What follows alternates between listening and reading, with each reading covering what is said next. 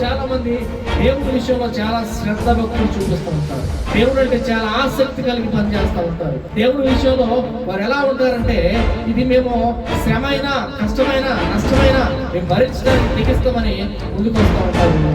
కానీ వారి జీవితంలో పొదువే ఉంటారు. ఇక్కడ కొర్నేలి అనేటటువంటి ఒక భక్తి కలిగినటువంటి వ్యక్తి ఉన్నాడు.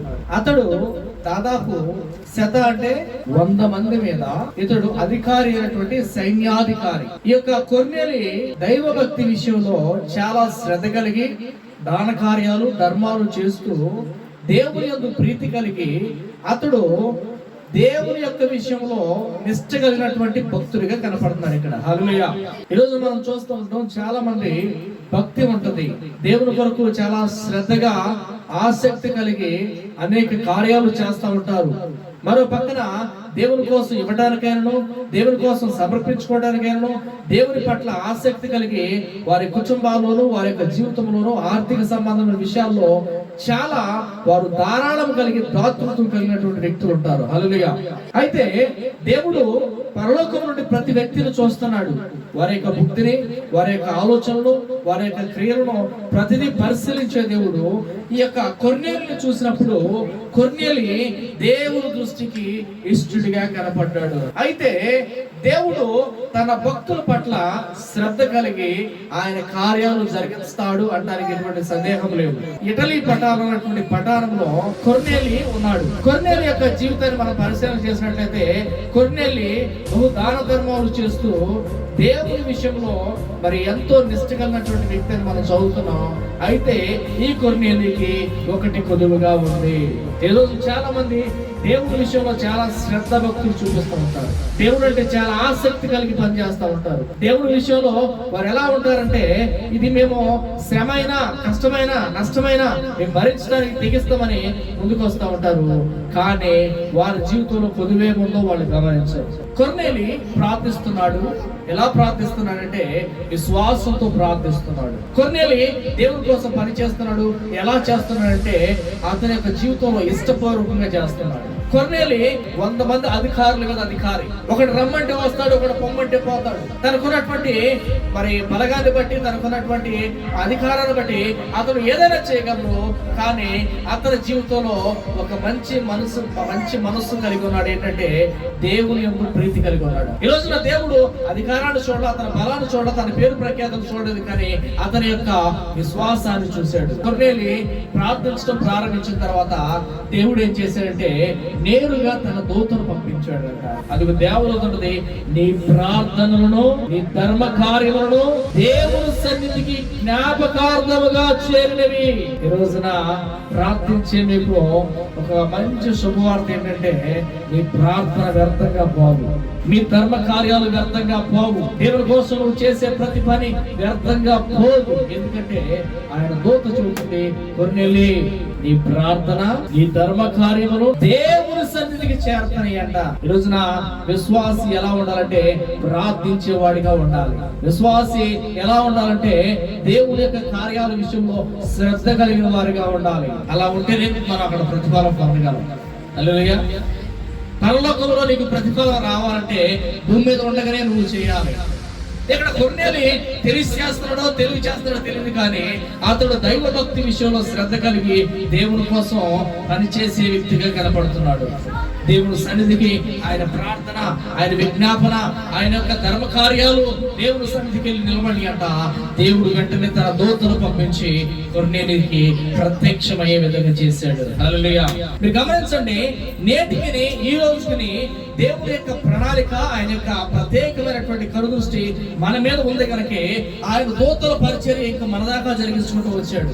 మీరు గమనించాలి, ఈ రోజున మరి దేవదూతల గురించి ఒక శాస్త్రం ఉంది, దాన్ని ఏంజియాలజీ అంటారు, దేవదూతల శాస్త్రం అని. దాంట్లో మనం కొద్దిగా దృష్టి పెట్టి మనం చూసినట్లయితే నేటికి ఈనాటికి కూడా దేవదూతలు మనకు పరిచర్య చేయడానికి దేవుడు మన కొరకు నిలబెట్టాడంట. హల్లెలూయా. ఈ రోజున ఒక చిన్న సమస్య వచ్చి పడింది. ఏంటంటే దేవదూతలు శక్తివంతులు, దేవదూతలు అధికారం కలిగిన వారు, దేవదూతలు వారి యొక్క ఉనికి ఎలా ఉందంటే వాటికి మరణం లేదు, శాశ్వతంగా జీవించేవి, దేవుని చేత ఎన్నుకోబడి తయారు చేయబడి మనుషుల కొరకు ఆయన యొక్క పనుల నిమిత్తము ఆ యొక్క పరలోక సంబంధమైనటువంటి మహిమలో దేవుణ్ణి పొగడటం కోసం, ఆరాధించడం కోసం చేసుకున్నటువంటి దేవదూతల్లో కొన్ని దేవదూతలు దేవునికి దూరం అయిపోయి చెడ్డ దూతలుగా మారిపోయినాయి. ఇప్పుడు బైబిల్ గ్రంథంలో మనం చూసినట్లయితే 1/3 దూతలు దేవునికి వ్యతిరేకంగా అవి దేవుణ్ణి తిరస్కరించి అవి పడద్రోయబడిన తర్వాత అవి ఏం చేసినాయి అంటే దేవునికి ఇష్టమైనటువంటి మనిషిని పాడు చేయడానికి పూనుకున్నాయని మనం ఇంతకుముందు విన్నాం. అటువంటి పూనుకున్నటువంటి దూతలు ఏం చేస్తున్నాయి అంటే మనిషిని కుదురుగా ఉండనిట్లా, మనిషిని దేవుని దగ్గరికి నడవనిట్లా, మనిషిని తన యొక్క ఆలోచనలతో నింపేసి చెడ్డ మార్గాన్ని, చెడ్డ ఆలోచనలు, చెడ్డ కోరికల్లోకి నడిపించేసి దేవుని యొక్క సన్నిధిని, దేవుని యొక్క ప్రత్యక్షతను మరుగు చేసేసి అటువంటి పరిస్థితుల్లో మానవుడు కొట్టిమిట్టాడుతా తన యొక్క పరిస్థితిని ఎవరికి చెప్పుకోలేక మొరపెట్టే సమయంలో దేవుడు తన యొక్క మంచి దూతలను పంపించి వాటితో పోరాడింపు చేస్తాడు. హల్లెలూయా. ఈ రోజున అనుకోకుండా ఆపదలు వచ్చి మీద పడతా ఉంటాయి, అనుకోకుండా భయంకరమైనటువంటి వ్యతిరేకతలు వచ్చి మీద పడతా ఉండొచ్చు. కొన్ని సందర్భాల్లో మనకు తెలియకుండానే మనకి హాని చేసేవి మనకు వచ్చి దాడి చేయడానికి ప్రయత్నం జరుగుతూ ఉంటాయి. అయితే దేవుని మహా ఉన్నతమైన కృప ఏంటంటే కనురెప్ప పాటలు వాటి నుండి మనం బయటపడతా ఉంటాం. కనురెప్ప పాటలో ఆ సమస్య నుండి దేవుడు బయటకు తీసుకొస్తా ఉంటాడు. ఆ రోజు మనం ఆలోచించవచ్చు, ఇదేంటి ఈ పరిస్థితుల్లో నేను అయిపోవాల్సి కదా, ఇంకా నేను భూమి మీద బతుకున్నానంటే దేవుడి కృపే, దేవుడికి ఏదో నాతో పని ఉందని మనం గమనించాలి. ఇక్కడ మనం చూసినట్లయితే దూతల్లో ఒక వర్గీకరణ మనం చూడొచ్చు. అందుట్లో మనం గమనించగలం. ఎఫెసీ రాసిన పత్రిక 3:10 ప్రధాన దూతల గురించి చెప్పబడి ఉన్నాయి. ఆ తర్వాత కొలస్సీ 1:16 అధికారుల గురించి రాయబడి ఉంది. ఇవి కూడా దూతల వర్గానికి సంబంధించిన వాళ్ళే. తర్వాత ఎఫెసీ పత్రిక 6:12 ఆత్మల యొక్క సైన్యాన్ని, ఆత్మీయమైనటువంటి సైన్యాన్ని ఒకటి మనకు కనుగొనగలం. తర్వాత 1 పేతురు 3:22 శక్తుల గురించి రాయబడి ఉంది. ఇంకా మనం చూసినట్లయితే కొలస్సీ 1:16 సింహాసనాలను రాయబడి ఉంది. ఇంకా మనం చూసినట్లయితే ఎఫెసీ రాసిన పత్రిక 1:21 ప్రభుత్వములు అని రాయబడి ఉంది. ఇక్కడ చూసినట్లయితే వీటన్నిటిని ప్రభావితం చేసేది ఎవరంటే దేవదూతలే. ఈ భూమి మీద ఏ పని జరుగుతున్నా కానీ ఒకటి దైవ శక్తి ద్వారా జరగాలి, లేకపోతే దురాత్మ శక్తి ద్వారా జరగాలి. దైవ శక్తి ద్వారా జరుగుతున్నప్పుడు ఆ పనులు జరిగించుకోవడానికి దేవుడు తన దూతలను పంపిస్తాడు ఇక్కడికి. ఆయన దూతలు మనకు సంరక్షిస్తూ, ఆయన దూతలు మనకు పరిచయం చేస్తూ, ఆయన దూతలు సమస్తాన్ని నెరవేర్చిన వారై మనలను ఉపద్రవాల నుండి, ఆటంకం నుండి, సమస్యల నుండి, రకరకాలైనటువంటి ఇబ్బందుల నుండి మనం బయటికి తీసుకొచ్చి దేవునికి మహిమకరంగా దేవుడు మనం నిలబెట్టే విధంగా అవి మన కొరకు పనిచేస్తాయి. హల్లెలూయా. లేదా మనిషి దారి తప్పి తన యొక్క గమ్యాన్ని మరిచి తన యొక్క జీవితంలో దేవుని పట్ల ఆసక్తిని విడిచి ఇష్టానుసారంగా జీవించడం మొదలు పెట్టినప్పుడు ఆ వ్యక్తిని దురాత్మ పట్టుకుంటుంది. అదేం చేస్తుంటే ఈ చెప్పబడినటువంటి 6 రంగాల్లో అతన్ని అణిచివేయడానికి కోరుకుంటుంది. హల్లెలూయా. అటువంటి భయంకరమైనటువంటి పరిస్థితులకు వెళ్ళినటువంటి మానవుడికి ఒకే ఒక దిక్కు ఏంటంటే యేసు రక్తం ద్వారా పరిహరించబడాలి, యేసు రక్తం ద్వారా మార్చబడాలి, ఆ రక్తంలో కడిగినబడివాడై ఆ యొక్క అధికారులను విడిపించబడినవాడై దేవుడితో నడిచే వ్యక్తిగా ఉండడానికి ఆసక్తి చూపించేవాడై ఉండాలి. హల్లెలూయా. అయినా నిన్ను బయటికి రావడానికి అది ఒప్పుకోదు. నీ మీద అనేక ప్రయోగాలు చేస్తూ ఉంటది, అనేక రకాలైన సమస్యలు సృష్టిస్తూ ఉంటది. దేవుని దగ్గర కొడుతున్నప్పుడు ఏదో ఒక ఆటంకం, దేవుడితో నడవాలనుకున్నప్పుడు ఏదో ఒక సమస్య, దేవుడి మీద ఆధారపడుతున్నప్పుడు ఏదో ఒక రకమైనటువంటి ఆ యొక్క ఉచ్చుని వేసి వాడు పట్టుకొని లాగుతూ ఉంటాడు. మనం దేవుని దగ్గరికి వెళ్ళాలనుకుంటాం కానీ నీ కాళ్ళు ముందుకే రావు. దేవుడితో నడుతాం అనుకుంటాం కానీ నీ యొక్క ఆలోచన దానికి సరిగా ఉండదు. దేవుడితో సహవాసం చేద్దాం అనుకుంటాం కానీ వాడు వచ్చి పక్కన కూర్చొని ఎంత నీ పేక నొక్కేస్తా అంటాడు. ఈ భయంతో బయటికి రానే. అటువంటి భయంకరమైనటువంటి పరిస్థితుల్లో వారిని విడిపించడానికి దేవుడు తన సైన్యాన్ని పంపించి, తన దూతలను, తన యొక్క పరివాహం పంపించి దేవుడు అభయాన్ని ఇచ్చి, ఇదిగో నేను నీ కొరకు నేను రక్తాన్ని కాల్చాను, నీ కొరకు నా ప్రాణాన్ని పెట్టాను, నీ కొరకు నా సర్వస్వాన్ని ఇచ్చాను, కాబట్టి ఇకనైనా నా దగ్గర రాని దేవుడు చేతులు సాచి పిలుస్తున్నాడు. హల్లెలూయా. దేవుడికి అసాధ్యమైనటువంటి ఏది లేదు. ఆయన నీ కొరకు సమస్తాన్ని నీ కొరకు అర్పణంగా అర్పించి ఆయన నీ పక్షాన్ని నిలబడుతున్నాడు. నీకు నేను తోడై ఉన్నాను అన్నాడు. హల్లెలూయా. ఈ రోజున కొర్నేలి దేవుని యందు ఆసక్తి కలిగి, దేవుని యందు భయభక్తులు కలిగి, దేవుని కోసం చేయడానికి ఇష్టపూర్వకంగా దేవునితో నడిచే వ్యక్తిగా ఉన్నాడు. కానీ ఆయన మొర దేవుని సన్నిధికి చేరుతుంది.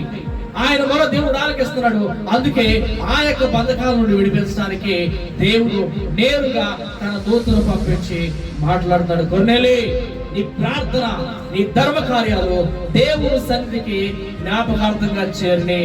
హల్లెలూయా. అసలు ఎందుకు వచ్చాడు కొర్నేలి దగ్గరికి దేవదూత అంటే, ఇదిగో కొర్నేలి, నీ ధర్మ కార్యాలు, నీవు చేస్తున్నటువంటి ప్రతిదీ దేవుడు చూస్తున్నాడు. కానీ నీకు ఒకటి కొదువుగా ఉంది, పేతురు వారికి బాప్తిస్మం ఇస్తారు. హల్లెలూయా. ఈ రోజున యేసు రక్తం నీ మీద ప్రోక్షించబడకుండా, యేసు రక్తం నీ కుటుంబం మీద ప్రోక్షించబడకుండా, ఇదిగో యేసు క్రీస్తు ప్రభువారి యొక్క త్యాగాన్ని నువ్వు రుచి చూడకుండా, యేసు క్రీస్తు ద్వారా వస్తున్నటువంటి విడుదల నీవు పొందుకోకుండా, ఒకవేళ నువ్వు బయట సంచారం చేస్తూ ఉంటే నిన్ను పట్టుకొని అణిచివేయడానికి, నిన్ను పట్టుకొని నాశనం చేయడానికి, నీకు వ్యతిరేకంగా పోరాడి ఆ యొక్క సాతాను దూతలు నిన్ను వెంబడిస్తానే ఉంటాయి. నిన్ను పట్టుకోవడానికి నిత్యం అవి పోరాడుతూనే ఉంటాయి. ఎందులో దొరుకుతావా, ఎందులో దొరికితే నేను లోపల పడేయాలి, ఎందులో దొరుకుతావా వెంటనే మెడకు ఉరి బిగించాలి, ఎందులో దొరుకుతావా నీ ఆరోగ్యాన్ని పాడు చేయాలి, ఎందులో దొరుకుతావా దొరికినప్పుడు నిన్ను పట్టుకొని ఖచ్చితంగా ఆ యొక్క సింహాసనం నిలబెట్టి దోషిగా నిన్ను ఏర్పరిచి నరకాలకు తీసుకెళ్లాలనే విధానంతో ఆ యొక్క దూతలు నిత్యం మనతో పోరాడుతూనే ఉంటాయి. దేవుడు అందుకనే కొర్నేలిని చూసిన వెంటనే, కొర్నేలి ఇంత ధర్మ కార్యాలు చేసేవాడు, ఇంత భక్తిపరుడు, అతడు ప్రాణం పోతే ఎక్కడికి వెళ్తాడు? కారణం ఏంటంటే అతని జీవితంలో యేసు క్రీస్తు యొక్క రక్షణ పొందుకొని వాడిగా ఉన్నాడు. యేసు ప్రభు గురించి వింటున్నారు, యేసు క్రీస్తు గురించి ఆలకిస్తున్నారు, ఆయన మంచి దేవుడు అంటున్నారు, ఆయన అద్భుతాలు చేస్తారని చెబుతున్నారు, ఓ దేవుని కోసం ఏదైనా చేయాలంటున్నారు, దేవుని కోసం నిలబడుతున్నారు. కానీ వారి జీవితంలో రక్షణ లేని కారణంగా వారి యొక్క సర్వస్వమైనటువంటి ఆత్మను నరకంలో విడవబడే విధంగా చేసుకుంటున్నారు. దేవుడు వెంటనే గమనించాడు, కొర్నేలిని అలా వదిలిపెట్టకూడదు, కొర్నేలికి నా దూతను పంపించి రక్షణ వార్తలు వినిపించాలి. రక్షణ వార్తలు వినిపించాలంటే ఎవరు కావాలి? బోధించే వాళ్ళు కావాలి, స్వార్థ ప్రకటించే వాళ్ళు కావాలి, ఆ మహనీయులైనటువంటి దేవుని యొక్క త్యాగాన్ని వివరించే వాళ్ళు కావాలి, ఆ దేవాతి దేవుని యొక్క మహిమను వీళ్ళ కన్నులారా చూసే విధంగా ప్రభు యొక్క మహత్యాన్ని చెప్పేవాళ్ళు కావాలి. కాబట్టి వెంటనే పేతురు అనబడినటువంటి మనుషుడు ముందు ఆయన దగ్గరికి వెళ్ళాడు. హల్లెలూయా. దేవుని కృప ఆయన మీకు ఎల్లప్పుడూ తోడే ఉన్నాడు. కాబట్టి మీ ప్రతి అక్కరతలో ఎరిగినటువంటి దేవుడు ఆయన సేవకులు మీ దగ్గర పంపిస్తున్నాడు. దేవుని స్తోత్రం. హల్లెలూయా. కానీ ఇక్కడ కొర్నేలితో మాట్లాడుతూ, కొర్నేలి, యొప్పే మార్గంలో పేతురు అనబడినటువంటి ఒక మనుష్యుడు ఉన్నాడు, అతని దగ్గరికి వర్తమానం పంపించి అతన్ని సగౌరవంగా మన దగ్గరికి ఆహ్వానించి తీసుకొని రా. దేవుని యొక్క అద్భుతమైనటువంటి మహత్కార్యాలు ఎలా ఉంటాయి అంటే, ఆ ఇంట్లో పేతురు ఉన్న సంగతి కొర్నేలికి దేవదూత చెప్పబోతే ఎలా తెలిసింది? దేవుని యొక్క మరి ఉన్నతమైనటువంటి కృప ఏంటంటే, ఎందుకు పనికిరాని మట్టి మానవులైన మన కొరకు ఏ ఆత్మ నశించిన నరకానికి వెళ్ళకూడదని ఎంతో శక్తివంతులైనటువంటి దూతలను మనకు కాపరులుగాను, ఆయన కొరకు నిలబెట్టడానికి మనకు శక్తినిచ్చే, మన యొక్క ఆపదలు ఆదుకునే వారుగా దేవుడు ఆయన దూతలను మన కొరకు పంపించి మనకు పరిచర్య చేస్తున్నాడు. హల్లెలూయా. వాటికన్నా కూడా ఉన్నతమైనటువంటి వ్యక్తులుగా దేవుడు మనల్ని ఉంచుతున్నాడు. అంత శక్తివంతులైనటువంటి, మరణం లేనటువంటి ఆ దేవదూతల కన్నా శక్తివంతులుగా, విలువైనటువంటి వారుగా దేవుడు మనల్ని ఎన్నుకున్నాడు. కనుకనే మన కొరకు తన రక్తాన్ని కార్చాడు, మన కొరకు తన ప్రాణాన్ని పెట్టాడు, మన కొరకు తన సర్వస్వాన్ని విడిచిపెట్టి ఆయన దూషించబడి, నిందించబడి, కొరడాలతో కొట్టబడి, భయంకరంగా హింసించబడి మన కొరకు చావడానికి సిద్ధమయ్యాడు. హల్లెలూయా. ఆ దేవాతి దేవుడు కొర్నేలికి మాట్లాడిన తర్వాత కొర్నేలి తన దాసులు పంపించి ఆ యొక్క పేతురు వద్దకి పంపించినప్పుడు డైరెక్ట్ గా పేతురు దగ్గర కూడా దేవదూత తెలియదంట. హల్లెలూయా. పేతురు స్వార్థ ప్రకటించి అలసిపోయి మిట్ట మధ్యాహ్నం ఇంటికి వచ్చాడు. ఇంటికి వచ్చేసరికి తీరా చూస్తే అక్కడ అన్నం వంటల. విశ్వాసులు బాగా అలసిపోయారు అన్నం వండే విషయం. అయ్యగారు మీరు కాసేపు కూర్చోండి, మేము వంట చేస్తామన్నారంట. ఈ అయ్యగారు ఏం చేశారు, ఇక ఇప్పుడు ఖాళీ కూర్చొని ఏముందని చెప్పేసి మేడ మీదకి వెళ్ళి ఒక దుప్పటి వేసుకొని మోకాలు వేసి ప్రార్థన చేస్తాడంట. హల్లెలూయా. ఇలా ప్రార్థన చేస్తాడు ఇంచుమించు 3 గంటల సమయానికి, పగలు 3 గంటలు అంటే మధ్యాహ్నం, మిట్ట మధ్యాహ్నం 3 గంటల సమయానికి దేవదూత ఇలా దర్శనం అంతా చూపిస్తుంది. ఏంటంటే ఒక దుప్పటి ఆకాశం నుండి దిగి వస్తుందంట. ఏంటంట, ఆకాశం నుండి ఒక దుప్పటి 4 చెంగులు కలిగినటువంటి దుప్పటి దిగి వస్తుంది. ఆ దుప్పటిలో పేరు చూడగా భూమి మీద ఉన్నటువంటి సకలమైనటువంటి చతుస్పాద జంతువులు, అంటే 4 కాళ్ళు కలిగినటువంటి జంతువులు ప్రతి దానిలో ఉన్నాయంట. ఆకాశం నుండి ఒక స్వరం వినపడుతుంది, పేతురు వీటిని కొట్టుకొని తిను. పేతురు అనుకుంటాడు కదా, నేను పుట్టిన మొదలుకొని ఇప్పుడు వరకు నిషిద్ధమైన దాన్ని దేనిని నేను తినలేదు, ఏంటి ఇలా చెబుతుంది ఏంటి అనుకున్నాడు మొదట. అదే స్వరం మరలా చెబుతుంది, పేతురు ఇందులో ఉన్న వాటిని కొట్టుకొని తినాడు. ఇతను హృదయంలో ఏముంది? వీటిలో చాలా అశుద్ధమైనవి ఉన్నాయి, చాలా అపవిత్రమైనవి ఉన్నాయి, చాలా దేవుడికి వ్యతిరేకమైనవి ఉన్నాయి, చాలా చెడిపోయినవి ఉన్నాయి. వీటిని నేను ఎట్లా తింటాను అని అనుకుంటాడు. మూడోసారి కూడా పేతురు వీటిని చంపుకొని తిన్నప్పుడు పేతురు మనసులో మాట బయట పెట్టాయ్యా, నేను పుట్టింది మొదలుకొని ఇప్పుడు వరకు అశుద్ధమైన దానిని నేను ముట్టలేదు అన్నప్పుడు వెంటనే ఆ దూత ఆ యొక్క స్వరం చెప్పినటువంటి సమాధానం ఏంటంటే, దేవుడు వీటిని పరిశుద్ధపరిచి ఉన్నాడు గనక వీటిని అపవిత్రమైన వాటిగా ఎంచొద్దు. నేను స్తోత్రం, హల్లెలూయా. ఈ మాట పేతురుకి చెప్పినటువంటి విషయం ఏంటంటే తినే వస్తువుల గురించి కాదు, కానీ ఆ రోజుల్లో ఉన్నటువంటి భయంకరమైనటువంటి ఒక పరిస్థితి ఏంటంటే అంటరానితనం. ఒక భయంకరమైనటువంటి మహమ్మారి లాగా ఆ ప్రాంతంలో కూడా ఉంది. ఈ యూదులు అనేవారు సమరయుల దగ్గర కానీ పక్కన ఉన్నటువంటి ప్రజల దగ్గర కానీ వెళ్ళి భోజనము చేయరు, వాళ్ళ ఇంట్లోకి వచ్చి కూర్చోరు. వాళ్ళు బహునిష్ట కలిగి దేవుని పెట్టమని చెప్పుకుంటా మిగిలిన వారిని తృణీకరించే పరిస్థితి అక్కడ మనకు కనపడుతుంది. అటువంటి పరిస్థితుల్లో దేవుడు పేతురుకు బయలుపరిచినటువంటి విషయం ఏంటంటే, మనుషుల్లో ఏ ఒక్కడు అపవిత్రమైన వారిగా వెచ్చొద్దు. హల్లెలూయా. ప్రతి ఒక్కరూ దేవుని కోసం ఎన్నుకోబడినటువంటి ప్రజలే. అయితే దుష్టుడైన అపవాది వాడి యొక్క సంబంధులు మనుషుల్ని పాపం వైపు, శాపం వైపు, అంధకార సంబంధమైన శక్తుల వైపు నడిపించి దేవుడిని మరుగు చేసి వారు భయంకరమైనటువంటి విగ్రహ సంబంధమైనటువంటి శక్తుల చేత, భయంకరమైనటువంటి అపవాది సంబంధమైన శక్తుల చేత పీడించబడుచు వారి జీవితాలను వాడికి అర్పితంగా చేసుకొని వారు దేవుని మహిమను పొందలేకపోతున్నారని, వారు దేవుని మహిమను పొందినట్లుగా నా రక్షణ వారికి అనుగ్రహించని ఏం చేసినట్టే తన దూతను పంపించి పేతురుతో మాట్లాడి అతను సిద్ధపరిచాడు. దేవుని స్తోత్రం, హల్లెలూయా. ఈ లోపల కింద వంట పూర్తయిపోయింది అయ్యగారికి. కింద దిగొచ్చి మొత్తమే భోజనం చేసుకుంటాడు. తర్వాత కొంత సమయానికి మరి కొర్నేలి పంపించినటువంటి దాసుడు వచ్చాడు. అయ్యా, నా యొక్క యజమానుడు కొర్నేలి మిమ్మల్ని తీసుకుని రమ్మన్నాడు అని చెప్పిన తర్వాత వెంటనే మరి పేతురు గారు కూడా అర్థమైపోయింది, నా ప్రయాణం ఇంకా ముందుగా ఉంది, దేవుడు నా కోసం ఏదో ఒక సువార్త ప్రకటించే ప్రాంతానికి నన్ను పంపిస్తున్నాడని గమనించి పేతురు వెంటనే వారి వెంట వెళ్ళిన తర్వాత ఈ లోపల కొర్నేలి మామూలుగా ఐగారు అత్తారులో కూర్చోబెట్టి ఒక టీ ఇచ్చి ఒక పొద్దుచ్చి ఆయన చెప్పింది తినేసి దీవులు పొందేసుకుందాం అనుకోలా. వెంటనే తన యొక్క బంధువులు పిలిచాడంట. హల్లెలూయా. తన కుటుంబీకులు పిలిచాడు, తన యొక్క స్నేహితులు పిలిచాడు. పిలిచి మీరందరూ ఈ రోజు రాత్రి మా ఇంటికి రావాలి, మీ అందరికి విందు ఉందని చెప్పాడు, లేకపోతే ఇంకోటి చెప్పాడు. కానీ మొత్తం మీద వారందరినీ పిలిపించాడట. పిలిపించి వారిని కూర్చోబెట్టి వారితో ఇక మన కొరకు ఒక గెస్ట్ వస్తున్నాడు, మీరందరూ వేచి ఉంటున్నారా అని చెప్పేసి వారికి చెప్పి వాళ్ళందరినీ కూర్చోబెట్టాడట. ఈ రోజు యేసుక్రీస్తు ప్రభువు రక్షణ వార్త ఇంత విస్తారంగా, ఇంత బాహాటంగా ఈ విధంగా మైకేంద్రాల ద్వారా అనేకులకు వినపడే విధంగా ప్రకటించబడుతున్నది ఈ రోజున. కానీ ఆ రోజు మైకిల్ లేవు. ఆ రోజున చూసినట్లయితే మరి ఈ విధంగా వార్త అనేకులకు ఒకేసారి వినపడే పరిస్థితి లేదు. అయినప్పటికీ ఈ వార్త, ఈ దూత మాట్లాడినటువంటి ఈ విశేషమైన కార్యము నా జీవితంలో జరుగుతుందంటే నా బంధువులు, నా స్నేహితులు ప్రతి ఒక్కరు ఉండాలనుకున్నాడేమో, అందరు పిలిపించి కూర్చోబెట్టాడంట.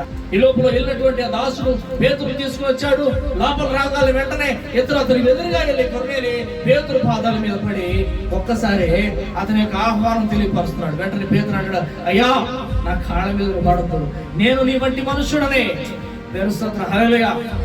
నేను నీ వంటి మనుషుడిని. సమస్తం దేవునికి మహిమ రావాలి, మనుషులకు మహిమ కావాలి. వెంటనే కొర్నేలి అతను చేర్చుకొని తన బంధువులందరూ కూడా కూర్చొని ఉన్నప్పుడు ఇక్కడ మనం ఒకసారి చూసినట్లయితే 32, 33 వచ్చిన ఒకసారి చదువుతాం. వెంటనే నిన్ను పిలిపించి తిని నీవు వచ్చినది మంచిది, దేవుని స్తోత్రం, హల్లెలూయా. కొర్నేలికి పేతురుతో దేవుడు మాట్లాడిన సంగతి తెలుసా? హల్లెలూయా. ఈయనేమో ఇటలీ పట్టణంలో ఉన్నాడు, అతను యొప్పేలో ఉన్నాడు. వీళ్ళిద్దరి మధ్య సంభాషణ ఎలా ఉందంటే, ఒక రూమ్ లో కూర్చొని ఇద్దరు కూడా ప్రార్థన చేసుకుని, అయ్యా నీతో దేవుడే మాట్లాడాడు, నాతో ఇది మాట్లాడని చెప్పి కూర్చొని మాట్లాడుకున్నట్టు మాట్లాడుకున్నారు దగ్గర సంబంధంగా. వాస్తవానికి అతను చాలా దూరం ప్రయాణం చేసి వస్తున్నాడు. ఇతను ఇంట్లో కూర్చొని అందరూ సమకూర్చి పెట్టాడు. ఇప్పుడు మాట్లాడుతున్న మాట ఏంటంటే, ఒకసారి చదువు. వెంటనే నిన్ను పిలిచిందని, నీవు వచ్చేది మంచిది, ప్రభువు నీకు ఆజ్ఞాపించినవన్నీ వినుటక ఇప్పుడు మేమందరము దేవుని ఎదుట ఎక్కడ కూడి ఉన్నామని చెప్పాను. ఈ రోజున దేవుని వాక్యం విని మనం ఇటువంటి సిద్ధపాటు కలిగి ఉండాలి.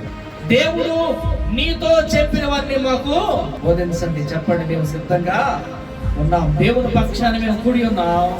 అందుకు పేతురు నోరు తెరచిట్లను, దేవుడు పక్షపాతి కాడని నిజముగా గ్రహించి ఉన్నాను.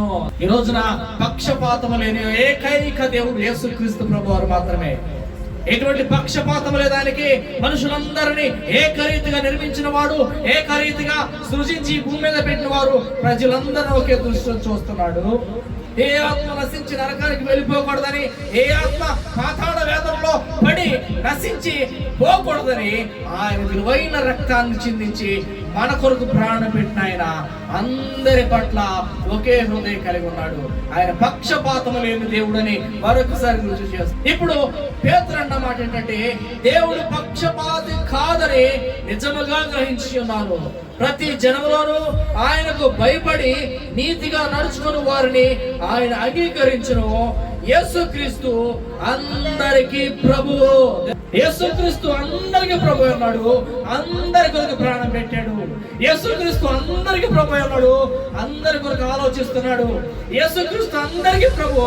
ఆయన అందరిని పరలోకం తీసుకెళ్తానికే ఇక్కడికి వచ్చాడు. సందేహం ఏమీ లేదు. దేవుని యొక్క ప్రణాళికలో నీవు నేను మనందరం ఉన్నాం. అయితే మనకు వ్యతిరేకంగా పోరాడే దురాత్మ అంధకార శక్తులు ఆయన దగ్గర రాకుండా అనేక ఆటంకాలు చెప్తున్నప్పటికీ దేవుడు తనకి విస్తారమైన కృప చొప్పున ఆయన దూతలు మన దగ్గరికి పంపిస్తున్నాడు. హల్లెలూయా. కూర్చోబెట్టాడు అందరినీ. వాక్యం మొదలు పెట్టాడు. వాక్యం మొదలు పెట్టి చెప్పుచుండగానే, పేతురు వాక్యం ప్రకటిస్తుండగానే యేసుక్రీస్తు ప్రభువు యొక్క శిలువ శ్రమల గురించి, యేసుక్రీస్తు ప్రభు యొక్క పునరుద్ధానం గురించి, యేసుక్రీస్తు ప్రభు యొక్క దైవత్వాన్ని గురించి, యేసుక్రీస్తు ప్రభు యొక్క మహత్కార్యాల గురించి, దేవుని యొక్క ఉన్నతమైనటువంటి శక్తుల గురించి ఎప్పుడైతే పేతురు ప్రకటించడం ప్రారంభించాడో ప్రజల్లో దేవుని ఆత్మ నింపుదల వచ్చిందంట. ఈ రోజున దేవుని వాక్యం ఏంటంటే కొన్ని గుండెలు పగలం. దేవుని వాక్యం ఏంటంటే వారి హృదయాలు మారవు.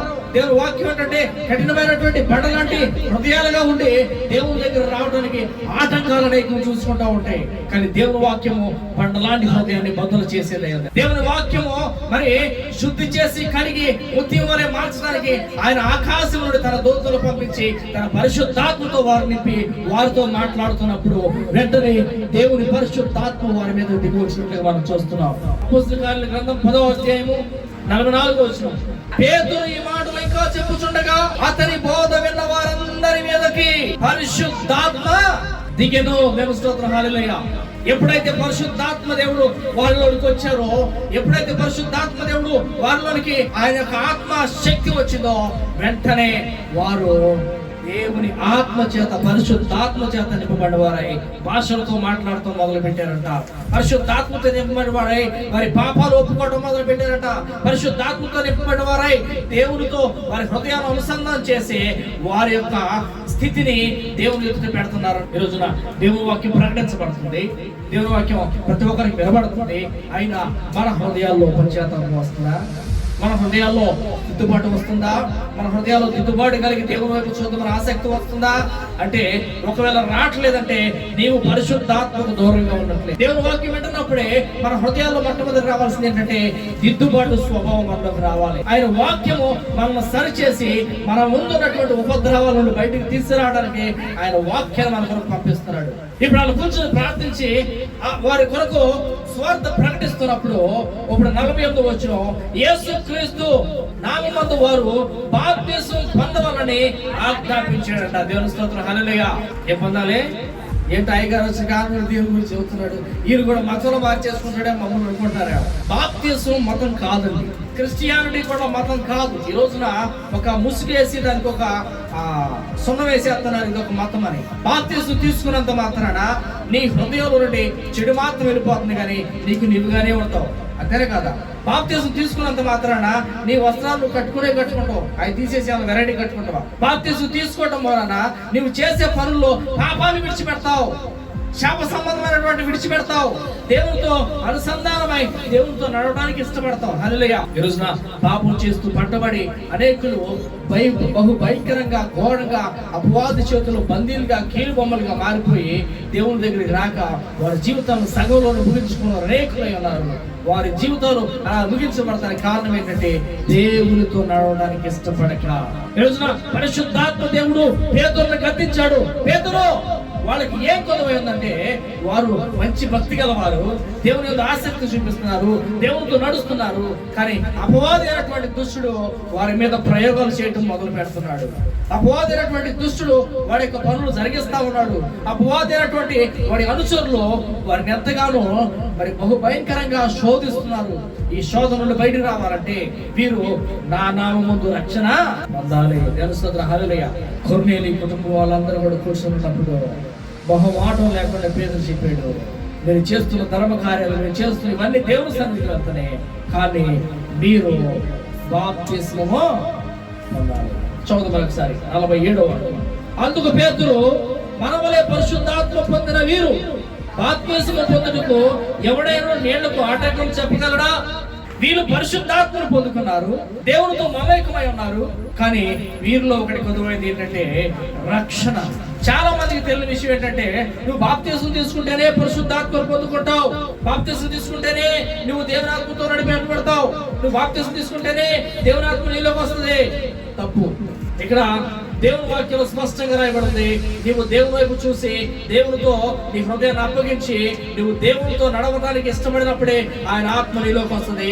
ఆత్మ నీలోకి వచ్చింది కాబట్టి నీలో బాప్తిస్మం తీసుకోవాలని కోరిక వస్తుంది. చాలా మంది చెప్పేది ఏంటంటే, అయ్యా నేను బీడీలు తాగుతానయ్యా, నేను సిగరెట్లు తాగుతానయ్యా, నేను మందు తాగుతానయ్యా, ఇదిగో నాకు ఈ పాపం ఉందయ్యా, ఈ రహస్య పాపం నాలో ఉన్నాయా, అందుకే నేను మందిరానికి రావట్లేదా అంటారు. నువ్వు మారలేవు కాబట్టి దేవుడికి మందిరానికి రమ్మంటాడు మార్చడానికి. నీకు నువ్వుగా చేయలేవు కాబట్టి నీవు చేసేవాడిగా నీవు హృదయంలో దేవుని ఆత్మ చేత నింపబడి దేవునితో నడిచి వాటన్నిటి తిరస్కరించేవాడిగా ఉండడానికి దేవుడు తన మందిరానికి రమ్మంటాడు. నీకు నువ్వుగా ఏది సాధించలేవు, నీకు నువ్వుగా ఏది చేయలేవు, నిన్ను నడిపించడానికి నువ్వు చేసే విధంగా చేయడానికి దేవుడు తన పరిశుద్ధాత్మను నిత్యం నీకు తోడుగా వచ్చి ఆయన సన్నిధికి నడిపిస్తాడు. ఎప్పుడైతే నువ్వు లోపలికి వస్తావో, దేవుని మాట వినడానికి ఇష్టపడతావో, దేవుని ఆత్మ చేత నడిపించబడతాను నీ హృదయాన్ని సంధిస్తావో, అప్పుడు పరిశుద్ధాత్మ దేవుడు నీలోకి వచ్చి నీతో మాట్లాడుతూ మొదలు పెడతాడు. నువ్వు రహస్యమందు చేసిన పాపము ఎన్ని సంవత్సరాలు గతించినా, నువ్వు పుట్టిన మొదలుకొని ఇప్పటి వరకు నువ్వు దేవునికి ఎంత దూరంగా ఉన్నావో ఆ దూరమైనటువంటి గ్యాప్ అంతా ఎన్ని పాపాలు ఉన్నావో అవన్నీ ఒక్కొక్కటి గుర్తు చేస్తా ఉంటాడు. సాధారణంగా చాలా మంది మర్చిపోతా ఉంటాం కదా. కానీ ఆ సమయంలో ప్రార్థించి నీ హృదయం ఎప్పుడైతే పరిశుద్ధాత్మతో నింపబడి దేవుడితో కనెక్ట్ అయి ఉంటుందో అప్పుడు దేవుడు ఎప్పుడో చిన్నతనంలో చేసి కూడా చూపిస్తామంటాడు. చూపిస్తుంటే బలి గుర్తు అతని అమ్మ ఎప్పుడో చిన్నప్పుడు చేసినప్పుడు గుర్తు వచ్చిందమ్మా అంటాను కాదు, గుర్తు చేసేది వాటిని ఒప్పుకొని విడిచిపెట్టు అని దేవుడిని జ్ఞాపకం చేస్తాడు. ఎప్పుడైతే అవి కనబడుతుందో వెంటనే నీ హృదయంలో పశ్చాత్తాపంతో నింపబడి నీ హృదయం దేవుడితో కనెక్ట్ అయ్యింది కాబట్టి ఆయన ఆత్మలో ఇంకా నువ్వు సలార్చేవాడిగా ఉండి అతను దూరంగా ఉండేవాడిగా ఉండగా వెంటనే వాటిని ఒప్పుకొని విడిచిపెట్టేవాడిగా నువ్వు ఉండాలని దేవుడు కోరుకుంటాడు. అందుకే నీకు జ్ఞాపకం చేస్తున్నాడు. వెంటనే ఎప్పుడైతే వీళ్ళు దేవుని ఆత్మతో నింపబడి ఎప్పుడైతే దేవుడితో నడవడం మొదలు పెట్టారో వారిలో ఒక గొప్ప ఉద్యోగం వచ్చింది. మనం తర్వాత చూడగలం 11వ అధ్యాయము. అన్యజనులు దేవుని వాక్యమును అంగీకరించరని అపోస్తలులను యూదయ ఎంతటా ఉన్న సహోదరులను వినిరి. పేతురు ఎవరి ద్వారా పంపించబడ్డాడు?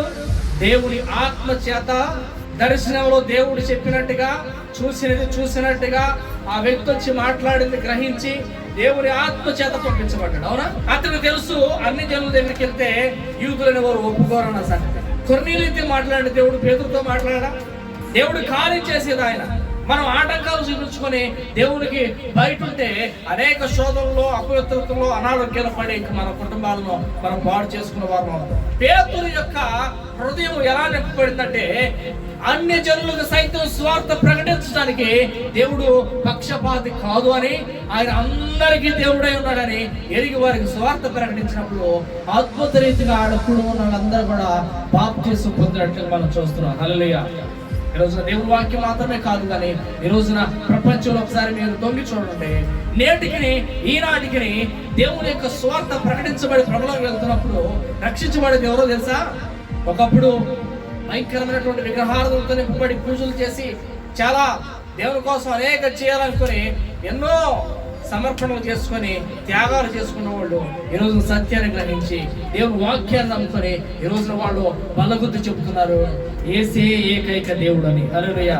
యేసు ప్రభు వారు మాత్రమే నిజమైన దేవుడు అని వాళ్ళు చెబుతున్న కారణం ఏంటంటే దేవుడు అందరికీ చాలిన దేవుడు. హల్లెలూయా. అందరికీ అవసరమైన వాడు, అందరి యొక్క కోరికలు ఎరిగిన వారు, అందరి అవసరతలు ఎరిగిన వాడు కనుక వారి యొక్క అక్కర్లను దేవుడు ప్రతి ఒక్కరికి పంచిపెడుతూ తన ఆత్మను ధారాళంగా ఇచ్చుకుంటా ప్రతి ఒక్కరిని రక్షించడానికి ఆయన తన 2 చేతులు చాచి పిలుస్తున్నాడు. హల్లెలూయా. ఈ రాత్రి కాల సమయంలో దేవుడు వాక్యం మనం ఒకసారి పరిశీలన చేద్దాం. ఏంటంటే ఈ రోజున మనము దేవుని ఆత్మ చేత నింపబడిన వారిగా ఉంటున్నామా? పరిశుద్ధాత్మను పొందుకొని ఆయనతో నడిచే వారిగా ఉంటున్నామా? ఈ రోజున ఆ విధంగా నడిచే వారిగా ఉండాలని దేవుడు మనం నిలబెట్టాలని చిన్న ప్రార్థన చేద్దాం. అందరూ కూడా తల ఉంచి కళ్ళు మోసుకొని ప్రార్థిద్దాం. మహాపరిశుద్ధుడా, మహోన్నతుడా, ప్రేమ తండ్రి యేసయ్యకి వందనాలు. ఈ రాత్రి అద్భుత రీతిగా తండ్రి మీరు మాతో మాట్లాడినందుకు మీకు వందనాలు. నిజమే తండ్రి, ఈ జీవిత పయనంలో దుష్టుడైన అపవాది అనేకమైనటువంటి తొందరపాట్ల ద్వారా, అనేకమైనటువంటి చెడ్డ నిర్ణయాల ద్వారా ఈ రోజున నీ సన్నిధిని నీ యొక్క ఆత్మను మాకు దూరం చేస్తున్నాడని ఈ రోజున గమనించేవారుగా ఈ రోజున ఒక్క ప్రార్థన ఒకసారి చేద్దాం. నువ్వు మాకు దూరంగా ఉన్నావు కనుక నీ ప్రభువా, నేటికి మా కుటుంబాల్లో అలజడులు, నేటికి మా యొక్క జీవితాల్లో గలిబిలులు, నేటికి మా జీవితాల్లో తొందరపాట్లు, నేటికి మా జీవితాల్లో నిదానమైన పరిస్థితులు, నేటికి మా జీవితాల్లో అనారోగ్యపరమైనటువంటి అవస్థలు, వీటన్నిటిని తీసేయగల శక్తి గల దేవుడు నీవేనని ప్రభా, నీవు దృష్టించిన మనుషుల్ని విడిపించుటకు నీకు అసాధ్యమైనది ఏదీ లేదని సమస్త మనుషులను నీవు ప్రేమించుతున్నావని ఎరిగి ఉన్నావు తండ్రి. ప్రతి ఒక్కరిని మీరు దర్శించండి, ప్రతి ఒక్కరితో మీరు మాట్లాడండి ప్రభా. ఈ మహోన్నతమైనటువంటి కృప ప్రతి ఒక్కరిని మీరు కుమరించండి తండ్రి.